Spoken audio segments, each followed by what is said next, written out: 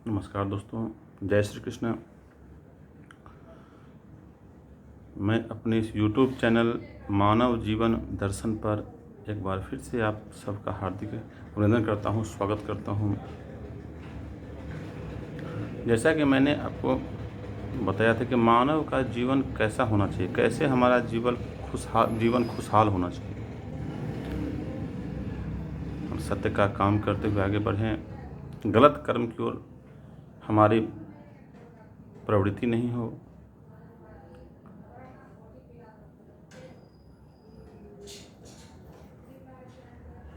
इसमें जीवन का आनंद लेने के लिए सबसे अहम कड़ी होती है कि आपका स्वस्थ रहना। आप स्वस्थ रहें। आज अंतर्राष्ट्रीय योगा दिवस है, इसकी भी आप सबको शुभकामना देते हुए कैसे स्वस्थ रहें। स्वस्थ रहने के लिए आपके जीवन में सबसे पहली जो आवश्यकता है कि आप तनाव मुक्त रहें। कोई भी स्ट्रेस, कोई भी तनाव आपके मस्तिष्क में नहीं हो, क्योंकि जब तक आप मानसिक तनाव से गुजरेंगे तो आप खुद ही कई प्रकार की बीमारियों को निमंत्रण देंगे। तो अपने आप को तनाव से दूर रखना है। तनाव से दूर दो ही स्थिति में रहा जा सकता है। पहला, आपका आय का स्रोत अच्छे हों, आपकी आर्थिक स्थिति अच्छी हो और सत्कार से आ रहा हो। चूँकि अगर गलत तरीके से धन का आगमन होता है, पैसे का आगमन होता है, तो वो फिर आपकी मानसिक चिंताओं को बढ़ाता है, वो मानसिक तनाव को और बढ़ाएगा। तो सत्य की राह से सही तरीके से धनागमन कैसे हो, ये तनाव को दूर करने के लिए बहुत आवश्यक है। और जब तनाव से दूर रहेंगे तो आप बीमारियों से अपने आप को दूर रख पाएंगे। आपका रहना सहना, खाना पीना सब उस अनुसार होने लगेगा। अब बच्चों को उचित अच्छे विद्यालयों में अच्छे लोगों के बीच में शिक्षा दिला पाएंगे, स्वतः आपका कल्याण होने लगेगा, आपके बच्चों का कल्याण होने लगेगा। तो धनागमन का स्रोत कैसे बढ़े। जो नौकरी करते हैं वो तो नौकरी कर रहे हैं, बाकी जिनका जो व्यापार है, बिजनेस है, कई बार ऐसा होता है कि मेरा व्यापार उस अनुसार चल नहीं पा रहा है।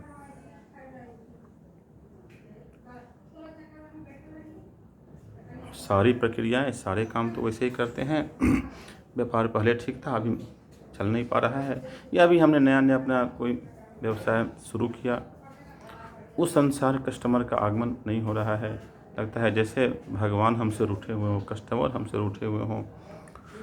तो कौन सा धार्मिक अनुष्ठान किया जाए, क्या किया जाए ताकि हमारा बिजनेस फिर से सही रास्ते पे लौट आए, जीवन में तरक्की हो। मेरे प्रभु, इसके मैं 2 उपाय बता रहा हूँ।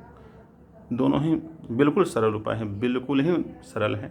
इसमें कहीं कोई हम आप करते ही हैं, कृत्य करते ही हैं। सबसे प्रथम तो ये है कि अपने प्रतिष्ठान के बाहर, अपने दुकान के बाहर, अपने प्रतिष्ठान के बाहर, अपनी दुकान के बाहर आप श्री यंत्र लगा दें। जो माँ लक्ष्मी का यंत्र है वो आप लगा दें। ये प्रथम प्रक्रिया है। अब देखेंगे कि धीरे धीरे स्वतः माता लक्ष्मी की कृपा आपके ऊपर बरसने लगेगी, आय के स्रोत बनने लगेंगे। आपके प्रतिष्ठान में, आपके दुकान में कस्टमर का आवाजाही बढ़ जाएगी। ये हर कोई करते ही हैं, हो सकता है कि बहुत लोगों को जानकारी नहीं हो। तो इसके लिए मैं आपको ये बात बता दूं, ये श्री सूक्त में है कि आप अगर ऐसा करते हैं तो आपके प्रतिष्ठान में धनागमन बढ़ेगा, धन की वृद्धि बढ़ेगी। पहला कारण, अगर आपका व्यापार में कहीं कोई दिक्कत लग रहा है कि है, नहीं दिक्कत हो तो भी, अगर खूब चल रहा है तो भगवान करे और आगे चलेगा। अगर कोई परेशानी है तो आप प्रतिष्ठान के मुख्य द्वार के ऊपर श्री यंत्र ध्यान कर लीजिए, श्री यंत्र स्थापित कर दें। ओम श्रीं ह्रीं सिंह कमले कमलालय प्रसिद्ध प्रसिद्ध ओम श्रीं ह्रीं सिंह महालक्ष्मी नमः मंत्र से श्री यंत्र को स्थापित कर दें। भगवत कृपा से आपको बहुत ज़बरदस्त सफलता मिलनी शुरू हो जाएगी।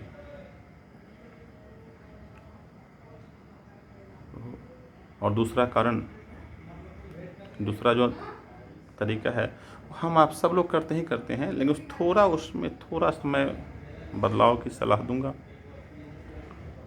अगर आपने अभी तक हमारे चैनल को सब्सक्राइब नहीं किया है तो आप उसको सब्सक्राइब कर दीजिए। मैं थोड़ा सा उसमें आपको बदलाव दूंगा।